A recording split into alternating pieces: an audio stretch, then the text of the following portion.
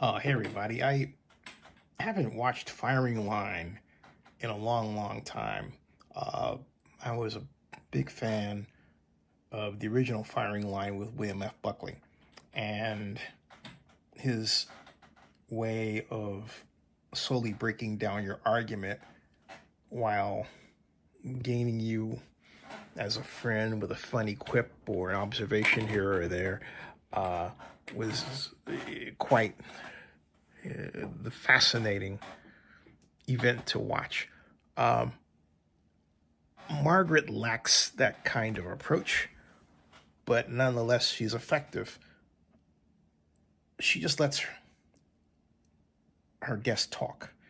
And if what the guest says is ridiculous, it comes out in the question she asks. She doesn't add the little, nudge of a quiet, veiled insult or anything like that. In this case, she had on a gentleman named Margaret Heidlizer, who was President Trump's trade representative during Trump's first term. And this fellow stumbles all over himself trying to defend the Trump tariffs. You have to watch this exchange between Ms. Hoover here and her guest. It's also, note, PBS, what Trump wants to but can't defund. Good. You leave Firing Line alone. Back at the last 3-4 months, particularly the last 60 days. Is there anything you would have done differently? I think about it different than that. Can you criticize an implementation? I've been involved in implementing policy and criticizing implementing policy my whole life, and it's always criticizable, and it's a lot harder to do than it is to criticize. Having said that, what matters? The diagnosis of the problem, which President Trump has done and his team has done, realizing the severity of it, how serious it is, picking the correct tool, which I think we've discussed a lot, which I agree with. So we're moving in the right direction with the right tool to tackle a critical problem. It strikes me as frivolous to sit back and say, you could have done this or that better. The people that worry about every little thing are usually people that don't want to do anything. And I don't have any time for people that don't want to do anything. In November, an economist that was interviewed on Bloomberg Radio referred to you as Michael Jordan of Trump's trade policies. Well, I like that. Now that's a journalist who has some brains. She described the fact that you're now watching from the sidelines as the equivalent of benching Michael Jordan. Well, what can I comment on that? Give it a shot. Look, I am very happy doing what I'm doing. The president's got competent people around him. In this administration, the president makes the decisions, and anything I do, including sitting here and trying to debate the issues, I do to try to help the country. My motivation is entirely 100% patriotic, and I'm happy with the direction we're going. I don't think it's perfect, but I never expected any of it to be perfect. There still is that great old expression that people that like sausage and the law shouldn't see either one being made, and it takes time. It's hard, but we're doing a very important thing for an absolutely essential benefit for the country. And if we don't do it, we're going to have a country where there's very rich people. And we've never had this before in our country, where the top 1% has more wealth than the middle 60%. And this is a reason where the top half has almost all the wealth. And you don't need to go through one point after another to sort of show this divergence. We have to get middle-class people making more money in productive jobs with pride and dignity. And if we don't do it, we got big problems. And President Trump is doing that, and he's got the guts to go out there and take all the slings and arrows. And I'm just trying to do anything I can to help. And so he's right on about what the intent should be regarding increasing wealth. But here's the problem, and this comes out in the overall discussion. He talked for a moment. Really, he didn't really talk about it. He used the term industrial policy. And what he just jumped over was how we got to where we are today. And I'm old enough to remember what Chris Matthews, who was once on MSNBC, he had his show there, the Pa Americana, what President Kennedy referred to, the American century, others would call it, the time of the greatest generation and all that. But what happened was that we saved Japan and we helped Germany and Japan get back to economic health. We wrote something which was in 1952 called the Dodge policy. And that said that both Germany and Japan can only spend 1% of their gross domestic product on defense. That's it. And so what was left for them to spend their gross domestic product on? The revitalization of their economy. And so they decided, hey, look, we're both small nations. They didn't do this collectively, but it happened in similar ways. How do we manufacture products that will make us enough money to increase our wealth around the world? And Japan in particular settled on a policy formed around a relationship between businesses and government called the Kairetsu. And in the Kairetsu structure, heads of companies in Japan commonly go to become heads of state, government, state, and back with regularity. But the most important element is that government finances the operation of businesses in targeted industries, which explains how Toyota and Honda, with the help of the Ministry of International Trade and Industry via subsidy, were able to sell their automobiles at less than the production cost per unit. Notice, what am I saying? I'm saying that they could sell their cars cut rate in America for cheap and flood the market with them, knowing that if you concentrate on quality and marketing, you'll get a fan base. And that's what they did. They did the same thing prior to that with steel. They priced, it's called dumping. They priced steel at below the price needed to break even. Let's say, like, for example, I remember I had my first company, Sports Business Simulations. I did something I said I would never do again, and I didn't. My board had a vote. We had a vote on the pricing of our Oakland baseball sim world. I determined by analysis that we needed a break-even price of $27.50 per student. My board, by vote, Dan and Mark, made me price them at games at $10.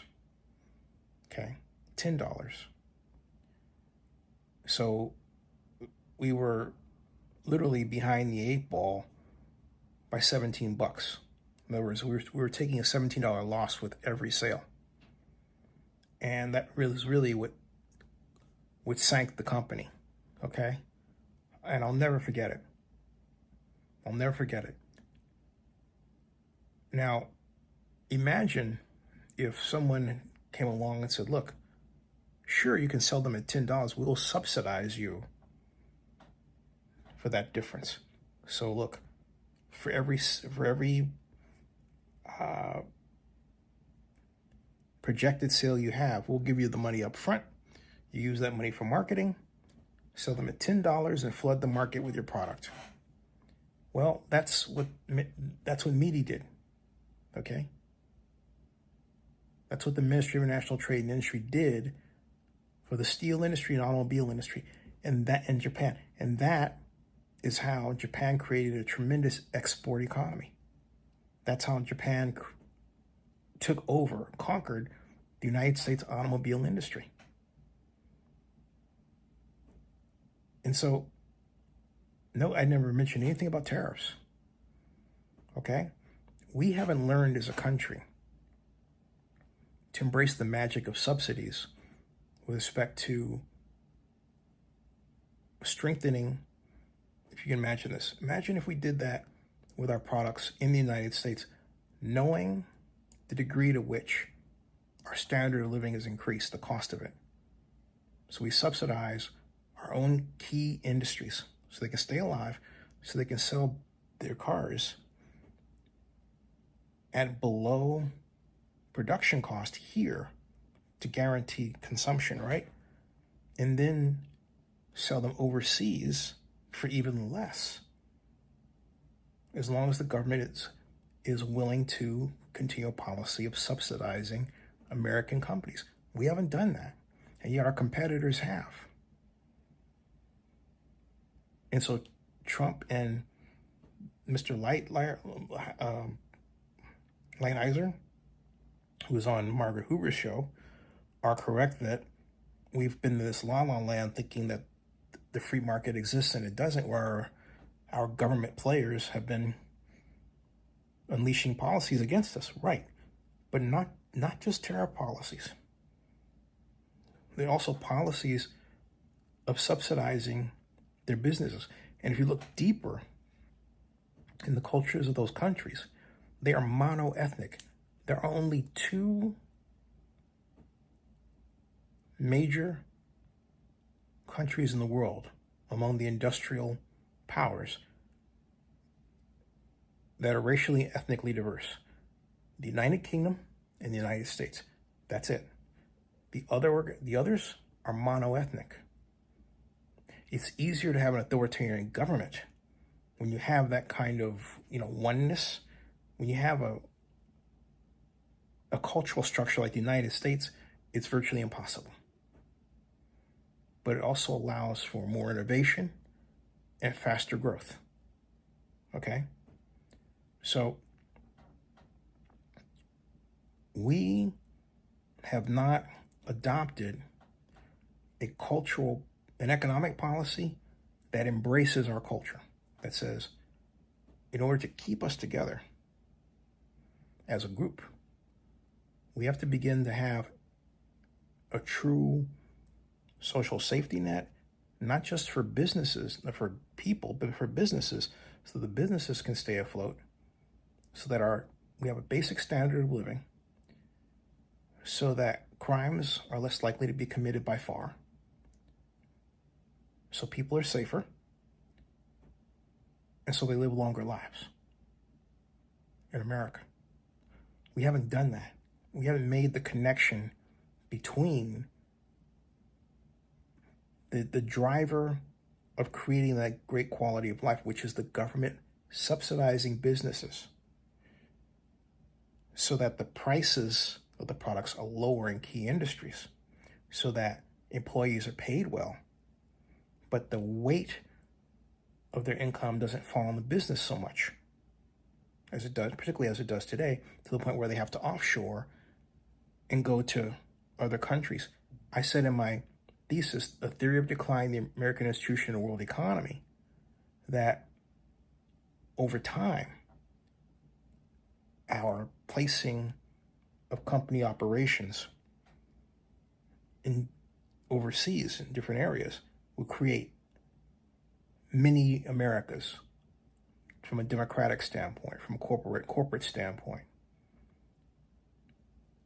Nowhere near diverse like we are, although some are changing, but nonetheless market economies, which become competitors to our country. And that's where we're at. And so now we have to say, okay, what is it that we're doing? Trump has the wrong idea. Throwing up a trade barrier, tariff barrier, is not the way. It never was. But look, Japan showed the way for us. We didn't copy it. We should have copied it. We can still copy it, particularly today. We've got to. We've got to begin to subsidize. Now, for those of you who say, wait a minute, we're running a deficit here, they say, how do we do that? My answer is essentially simple. A value-added tax, a consumption tax. Now that, I fear more than a tariff, because look, with a tariff, we're being taxed on what we spend for product, right?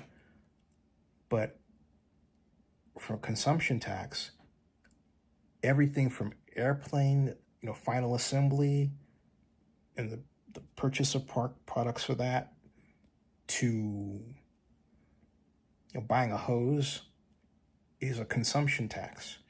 And we can engineer that consumption tax so there's not a weight on people. Let's say 2% of products are across the board.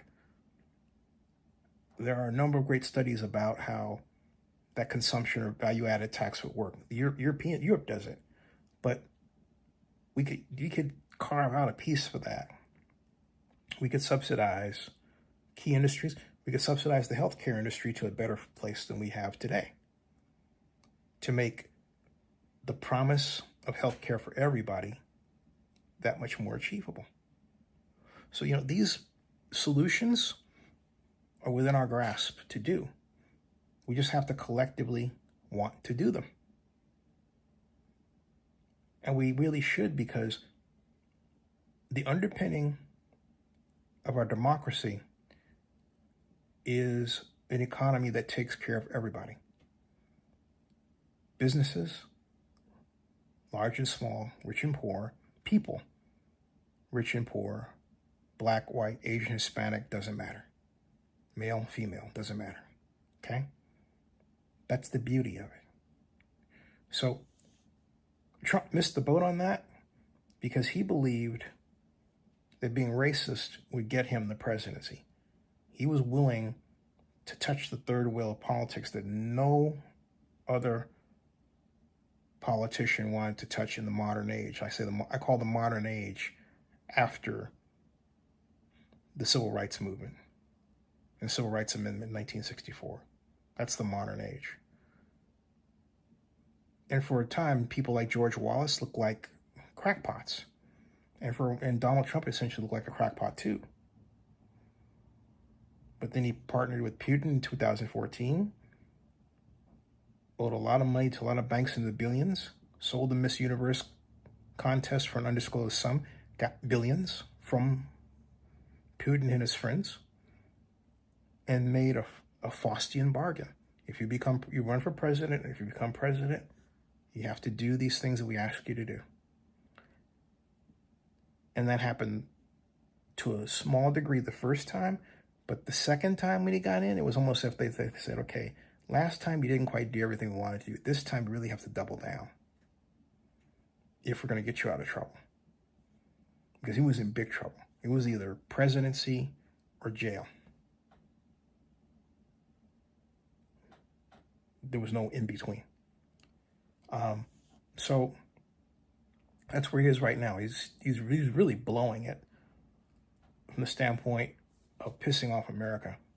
Russia is definitely happy with him, but I can't see how he digs out of the situation he's in unless he fundamentally changes and says, hey, I saw this video by this guy named Zinni Abraham, and I think he's absolutely right. I'm going to go and I'm going to adopt the kind of industrial policy direction we should have taken in the 80s, laid out by people like Robert Reich and Barry Bluestone and Bennett Harrison, okay, and Chalmers Johnson. And we're going to right our economy, and we're going to fight better on the international trade front by subsidies and not tariffs. That will be a major difference. And we're going to be nice to our allies all over again. That would shock a lot of people, but that's what we need today. He's causing too many problems. All right. And by the way, I think you would say, okay, Zinni, you're a fan of William F. Buckley. Why? I'll tell you why. Because he was a true conservative, in that a true conservative understands the value of the price system, okay? So does a classical economist. So does an institutional economist. But a true conservative appreciates the power and understands the power of institutions, the role of the price system, the role of government, and the necessity of maintaining a safety net. Now, where you go from being conservative to liberal has to do with how you feel on such as guns, okay? But civil rights among conservatives who were considered intelligent was never a debate. You shouldn't allow government to rob the rights of freedom and freedoms of people because they're dark. That is a conservative tenet. I repeat, that is a true conservative tenet, because true conservatives understand the need to maintain the American institution. And the American institution at its heart is one that guarantees the freedoms of those who have been persecuted and those who are poor. You understand what I'm saying? Okay? Those are true conservatives. But what's happened is that you have people who just want to hate other people. And they want to find some reason to make themselves think that they're better than other people. And so they have literally perverted the idea of what it means to be conservative. And they don't even know it.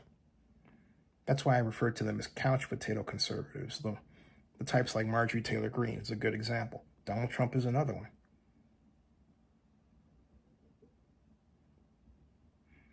Intellectual thought regarding economics and conservative ideology misses them. Just misses them, okay? But it also explains why people like John Kenneth Galbraith and William F. Buckley were great friends.